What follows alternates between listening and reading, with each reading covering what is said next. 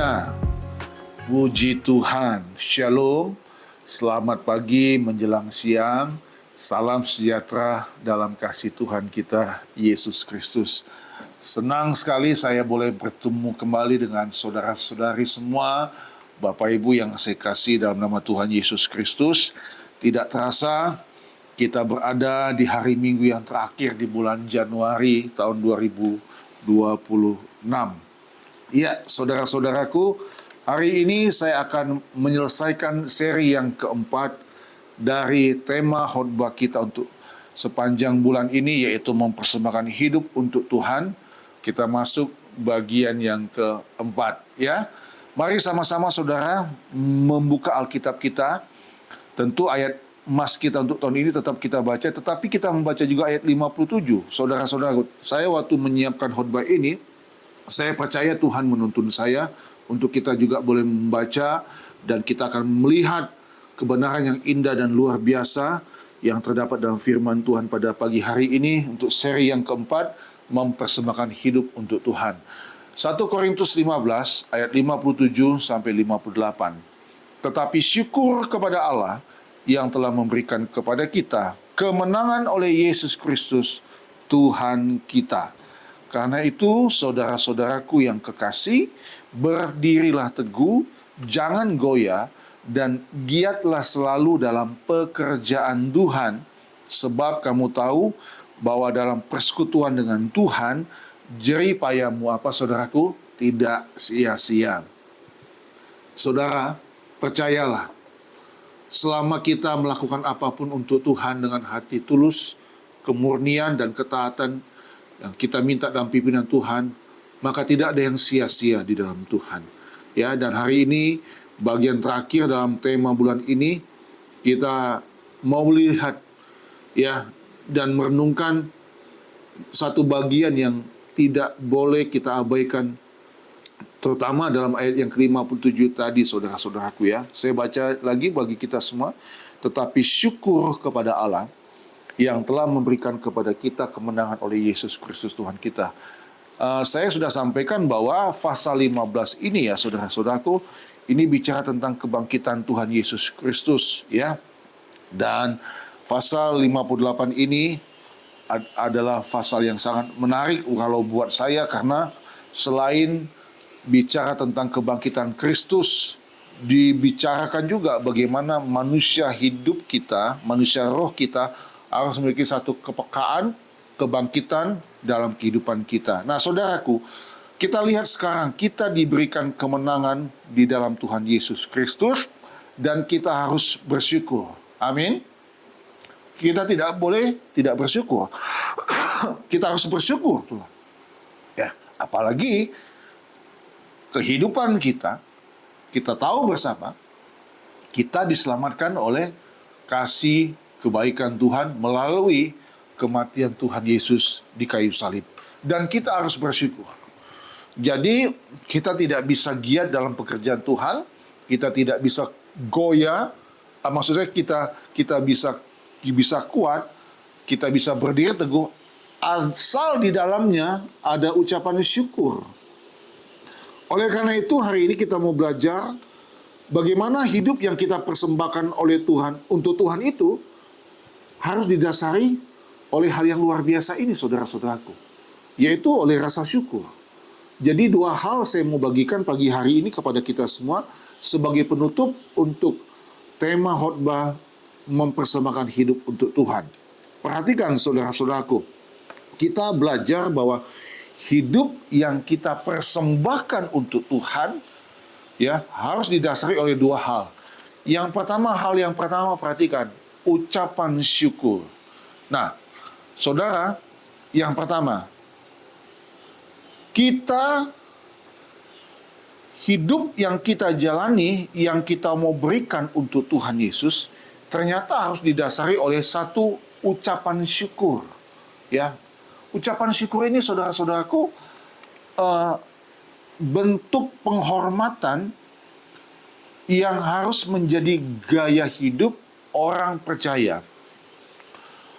Orang Kristen yang tahu mengucap syukur dalam segala keadaan, dalam segala situasi, dalam apapun yang terjadi dalam hidup dia, itu adalah orang Kristen yang saya mau katakan the best, ya, baik, sempurna mungkin, ya, berkenan di hati Tuhan. Karena kalau keadaan kita baik-baik saja, saudara-saudaraku, kita sehat-sehat saja, segalanya berjalan running well menurut apa yang kita mau, terlalu gampang bagi kita untuk mengucap syukur. Tetapi kalau kita melihat ayat 57 ini, saudara-saudara, bahkan konteks dari pasal 15 ini, saudara, maka tidak ada kata lain selain kita mau berkata kepada Tuhan, kami mau mengucap syukur kepada Tuhan. Saudara, tadi saya bilang, ucapan syukur bentuk penghormatan yang harus menjadi gaya hidup orang percaya. Dan kalau saudara adalah orang yang tahu diri, orang yang takut akan Tuhan, orang yang benar-benar mau berjalan di dalam Tuhan, ucapan syukur ini, saudara-saudaraku, ini seperti kita menghirup oksigen yang kita hirup setiap hari. Ya, sudah sesuatu yang alami, sesuatu yang natural dalam kehidupan ini. Tadi saya katakan, saudara-saudaraku, kalau kita mengucap syukur hanya waktu kondisi kita sedang baik-baik, terlalu gampang dan terlalu mudah. Tapi bagaimana waktu kita menghadapi banyak persoalan dalam hidup ini? Waktu kita menghadapi banyak keadaan yang sulit dalam hidup ini, masihkah kita tetap mau mengucap syukur di dalam Tuhan? Saya mau katakan, kita harus tetap seperti begitu. Nah, saudara, bersama saya mari buka Ibrani pasal 13 ayat yang ke-15 untuk menambahkan ayat firman Tuhan pada poin yang pertama tentang ucapan syukur ini. Ibrani pasal 13 ayat yang ke-15. Ibrani pasal 13 ayat yang ke-15. Begini bunyi firman Tuhan. Sebab itu, marilah kita oleh Dia senantiasa mempersembahkan korban syukur kepada Allah, yaitu ucapan bibir yang memuliakan namanya. Amin. Saudara-saudaraku yang saya kasih dalam nama Tuhan Yesus, kita diminta oleh karena Tuhan, kita mau senantiasa mempersembahkan korban syukur kepada Allah. Yaitu apa, saudaraku? Ucapan bibir yang memuliakan namanya. Haleluya. Haleluya, saudaraku. Masa sih orang Kristen tidak tahu untuk mengucap syukur? Saya mau bertanya kepada kita semua. Waktu saudara bangun pagi hari, apa kalimat yang pertama saudara ucapkan? Anjuran saya merujuk kepada firman Tuhan ini. Saudara harus berkata, puji Tuhan. Terima kasih Tuhan. Hari ini Tuhan memberikan saya lagi kehidupan di hari yang baru. Itulah ucapan yang memuliakan Tuhan. Bahkan memuliakan nama Tuhan ini bukan hanya waktu kita dibangun pagi hari, saudara-saudaraku. Tapi sepanjang hari dalam perjalanan hidup kita sebagai orang percaya. Kita mau benar-benar untuk memuliakan namanya dengan mengucap syukur kepada Allah. Haleluya. Jadi, ini harus jadi gaya hidup kita. Syukur adalah bagian dari ibadah sejati. Ucapan syukur adalah bagian dari ibadah sejati. Saudara, ini bukan temanya, bukan ucapan syukur ya, tapi temanya tentang mempersembahkan hidup untuk Tuhan. Tetapi tidak bisa saya pungkiri bahwa di dalam mempersembahkan hidup untuk Tuhan, di dalamnya tetap harus ada ucapan syukur. Nah, saya katakan tadi syukur adalah bagian dari ibadah sejati. Mari kita melihat juga Roma pasal yang ke-12. Roma pasal yang ke-12. Roma 12 ayat yang pertama. Bunyi firman Tuhan begini yang katakan, karena itu saudara-saudara, demi kemurahan Allah, aku menasihatkan kamu supaya kamu mempersembahkan tubuhmu sebagai persembahan yang hidup, yang kudus, dan yang berkenan kepada Allah.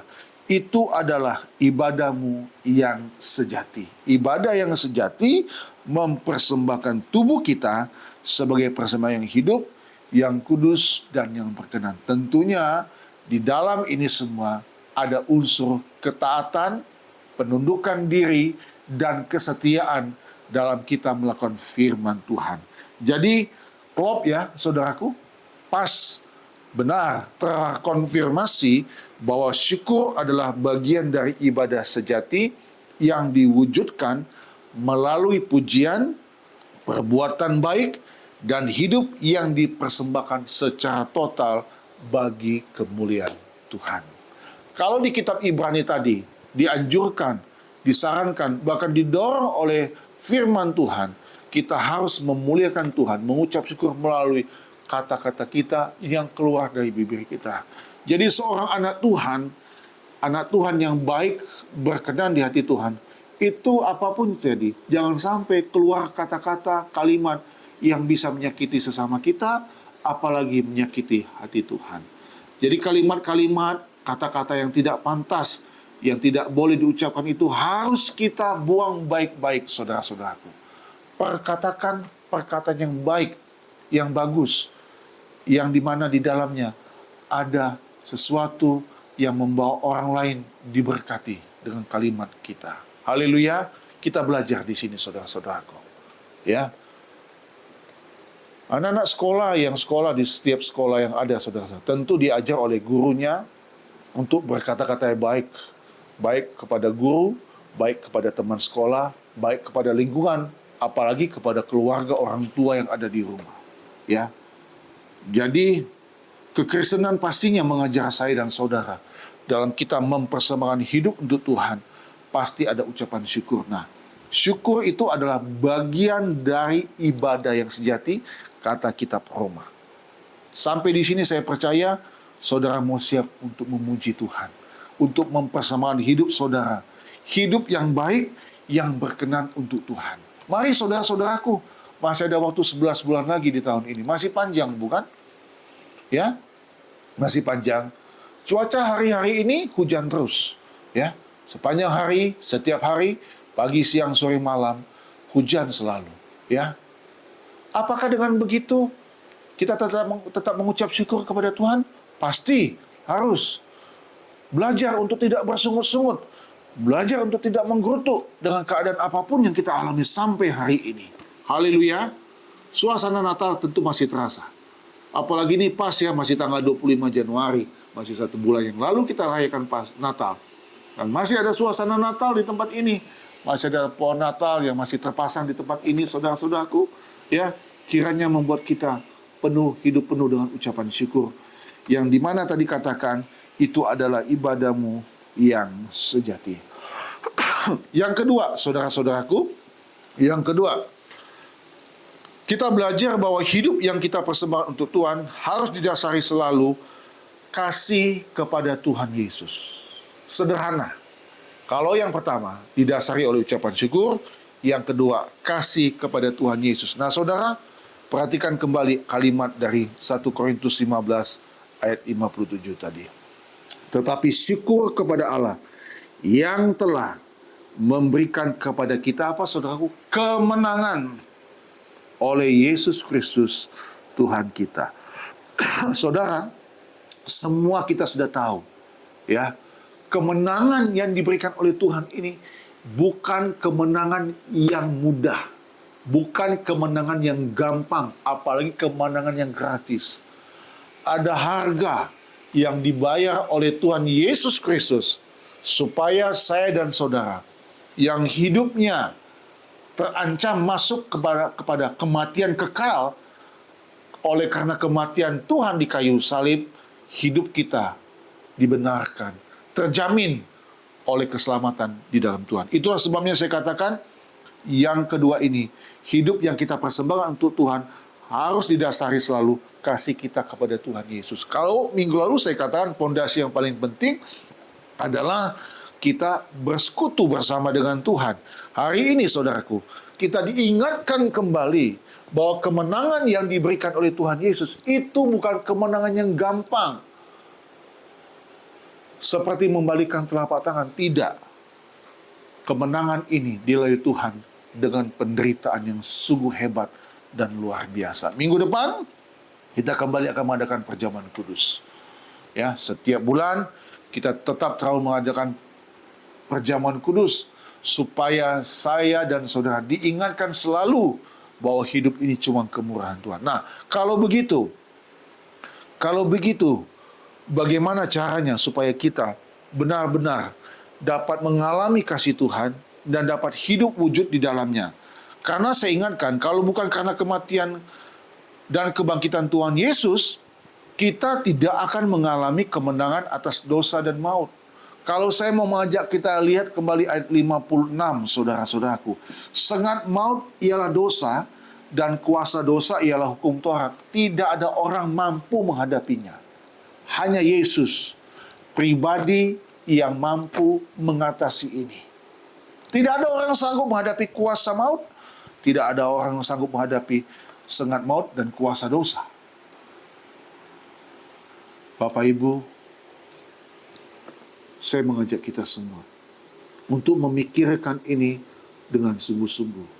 Ya, kita duduk di gereja, kita mendengarkan firman Tuhan bukan karena kewajiban, tapi saya meminta dalam nama Tuhan supaya kita sadar firman itu benar-benar masuk dalam hati kita, dalam jiwa kita, dalam benak kita, sehingga firman itu mengerjakan sesuatu yang luar biasa dalam kehidupan kita.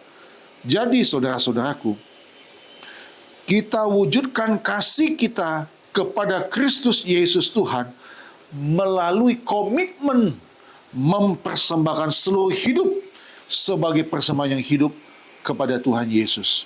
Mari kita membuka Efesus 5 ayat 2.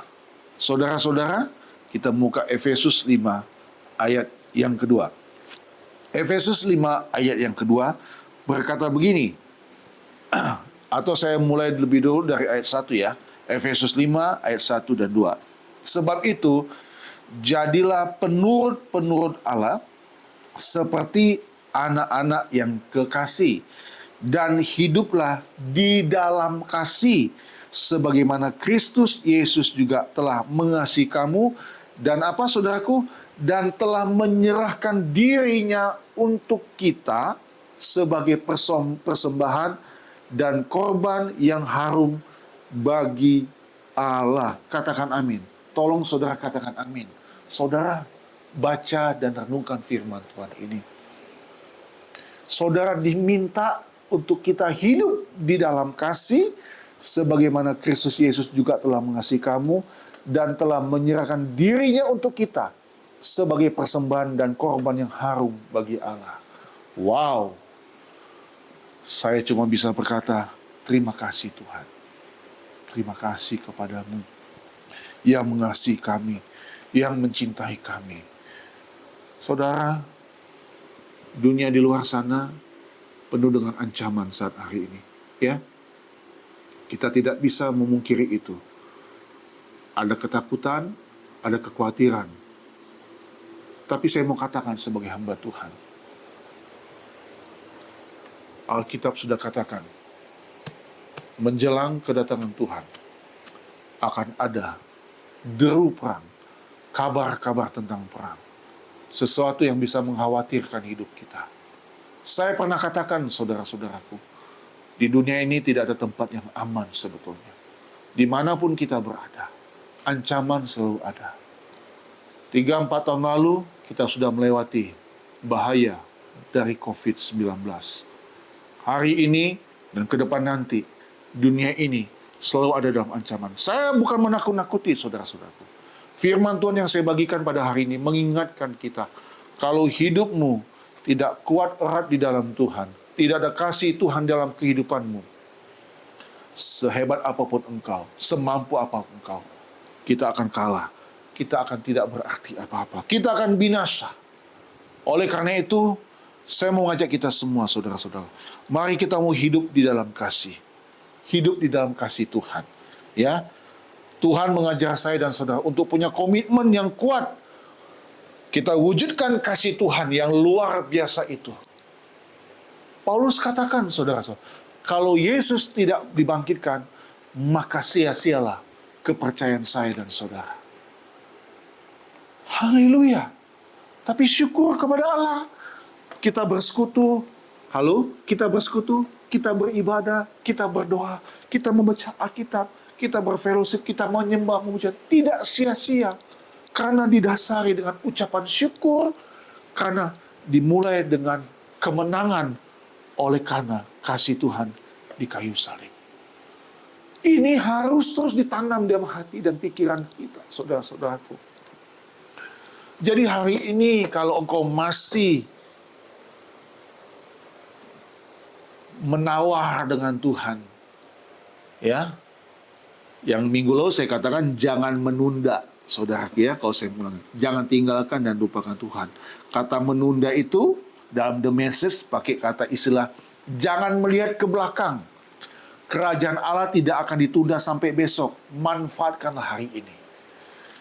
Jangan kita berpikir kita akan berumur panjang. Puji Tuhan. Bukan soal panjang atau pendeknya umur kita, saudara-saudara. Tapi bagaimana kita mengisi, ya, memaknai hari-hari hidup kita. Agar hari-hari hidup kita itu adalah hari-hari yang di dalamnya kita bisa mempermuliakan Tuhan Yesus dalam kehidupan kita. Ayo, saudara-saudara. Berkemas-kemas, bersiap-siap. Waktu ini adalah waktu yang sangat singkat. Ya, kita harus punya semangat yang membara, semangat yang menggebu-gebu. Tema kita tahun ini, temanya udah jelas, saudara. Mengajak kita, mendorong kita, menggairahkan kita untuk punya spirit yang kuat bersama dengan Tuhan. Ayo, saudara-saudaraku, saya meminta demi nama Tuhan Yesus, jangan tunda kehidupan kita untuk kita dekat dengan Tuhan. Ya, itulah wujud kasih kita. Saya tambahkan lagi ayat ya saudaraku ya. Dalam Roma 14 ayat yang ke-8. Kita kembali melihat kitab Roma 14 untuk melengkapi poin yang kedua ini, kasih kepada Tuhan Yesus. Roma pasal 14 ayat yang ke-8. Begini bunyi firman Tuhan. Sebab jika kita hidup untuk Tuhan. Dan jika kita mati untuk Tuhan. Jadi, baik hidup atau mati, kita adalah milik Tuhan. Saudara berkata, amin. Saudara, indah bukan? Ada jaminan yang kekal. Ada jaminan yang sangat kuat yang tidak bisa digoncang oleh apapun juga. Darah Yesus di Bukit Golgota terlalu mahal untuk menebus ini semuanya. Sehingga saya tidak heran kalau Paulus bisa katakan, jika kita hidup untuk Tuhan. Pertanyaannya sekarang, hidup saudara untuk siapa? Kalau saudara bilang, hidup saya untuk Tuhan, tapi nggak ada komitmen untuk setia kepada Tuhan. Kalau cuma ucapan bibir yang tidak dibarengi dengan tindakan nyata, saya mau katakan saudara-saudaraku, kita sudah berbohong dengan diri kita sendiri. Saya mengajar ini semua, tidak ada unsur apapun di dalamnya. Karena saya belajar sekarang melihat jiwa, mengasihi jiwa. Mari saudara-saudaraku, hidup kita, hidup untuk Tuhan. Dan jika kita mati untuk Tuhan. Jadi baik hidup atau mati, kita adalah milik Tuhan. Sebagai milik kepunyaan Tuhan. Tuhan punya hak prerogatif atas hidup saya dan saudara. Tundukkan dirimu, rendahkan hatimu di hadapan Tuhan. Bawa hidupmu kepada Tuhan. Ya, orang yang mau datang kepada Tuhan itu dengan sungguh, dengan tulus dan ikhlas adalah orang yang benar-benar, saya mau katakan, the best. Orang yang merendahkan hati untuk Tuhan. Karena dia sadar, hidup yang dia alami, hidup yang diterimanya, semata-mata cuman kebaikan Tuhan. Haleluya. Itulah sebabnya saudara-saudara, bertahun-tahun tanam di hati saya. Apalagi kalau mau ibadah. Saya tidak melihat besar atau tempatnya kecil. Tapi saya mau sungguh-sungguh untuk Tuhan. Istri saya saksi hidup Ibu Gembala. Oh, sudah masuk hari Minggu contoh untuk doa. Saya harus menjadi orang yang terdepan untuk hal seperti begini. Bukan karena saya seorang hamba Tuhan. Bukan. Karena saya sadar hidup ini cuma karena kemurahan Tuhan. Itulah sebabnya saudaraku, mari kita mau hidup untuk Kristus, bukan untuk diri sendiri. Ayat yang terakhir, 2 Korintus 5, ayat 14 sampai 15. 2 Korintus pasal yang kelima. 2 Korintus pasal yang kelima, ayat 14 sampai 15. Saudara perhatikan bunyi firman Tuhan. Sebab kasih Kristus, 2 Korintus 5, ayat 14 dan 15. Sebab kasih Kristus yang menguasai kami, karena kami telah mengerti. Perhatikan, karena kami telah mengerti. Ini kan luar biasa nih, pernyataan Paulus ini. Karena kami telah mengerti. Paulus paham, Paulus tahu, Paulus ada memahami ini semua. Karena kami telah mengerti bahwa jika satu orang sudah mati untuk semua orang, maka mereka semua sudah mati. Dan Kristus telah mati untuk semua orang, supaya mereka yang hidup, tidak apa lagi apa saudara? Tidak lagi hidup untuk siapa? Untuk dirinya sendiri, tetapi untuk Dia. Dia ini besar, untuk Tuhan yang telah mati dan telah dibangkitkan untuk mereka. Ini ayat penutup, ayat closing untuk mengakhiri tema ini. Tapi izinkan saya pun membacanya terharu, saudara. Betul. Ini rasa-rasanya saya mau menangis. Kalau saya mau ulang kembali baca, Kristus telah mati untuk semua orang, supaya mereka yang hidup tidak lagi hidup untuk dirinya sendiri. Saudara, please, tolong, jangan jadi orang yang egois. Jangan jadi orang yang hanya mementingkan dirimu sendiri. Saya belajar sekarang, saudara-saudaraku, berusaha dengan keras untuk tidak dimengerti orang, untuk tidak dipahami orang. Saya harus belajar di sini. Kita belajar, ayo sama-sama. Kita harus belajar untuk mengerti orang, menerima orang. Tapi kita juga belajar, biarlah kita tidak dimengerti oleh orang lain. Oleh karena itu, saudara, dasar ini hal yang luar biasa. Sejujurnya, saudara-saudaraku, saya membaca ayat firman Tuhan ini begitu emosional. Karena saya sadar hidup saya dan hidup saudara harus menjadi hidup yang harum di hadapan Tuhan. Kematian Tuhan adalah kematian yang harum. Oleh karena itu, hidup saya dan saudara pun harus mengeluarkan harum. Keharuman bagi Tuhan, keharuman bagi surga. Kalau kita selesai mandi, kita ada acara di luar, kita pakai pakaian yang bagus. Kalau kita punya parfum atau wangi-wangian, kita semprotkan ke badan kita atau ke pakaian kita, saudaraku. Supaya apa? Supaya orang lain bisa mencium wangi yang kita semprotkan di tubuh kita.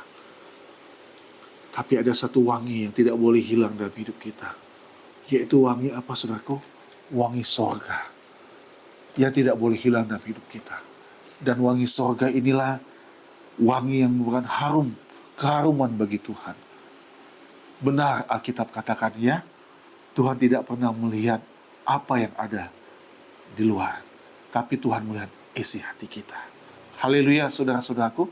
Saya pernah katakan ini, kalau saudara bisa sampai mati-matian berusaha keras mempercantik diri saudara untuk penampilan luar saudara, seharusnya manusia dalam kita, manusia batinnya kita, apa yang ada dalam Alkitab, harus dipercantik, diperindah, supaya Tuhan melihatnya senang, dan Tuhan bangga dengan saya dan saudara.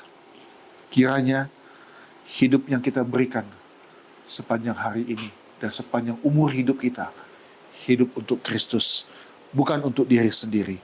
Kesadaran akan kasih Kristus yang besar membuat orang percaya mengabdikan seluruh hidupnya untuk tujuan Tuhan, bukan untuk keinginan pribadi.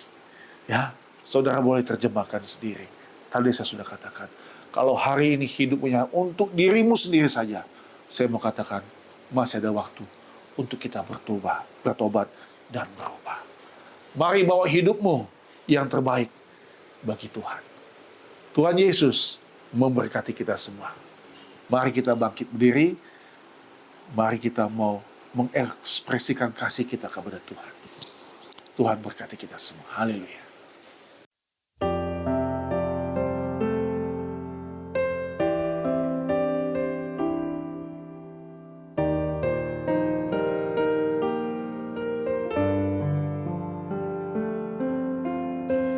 Musim akan selalu berganti, kasih Tuhan tetap abadi, tak akan berubah sampai selamanya. Ku tetap percaya, yakin Tuhan memberkati, ku yakin Tuhan melindungi.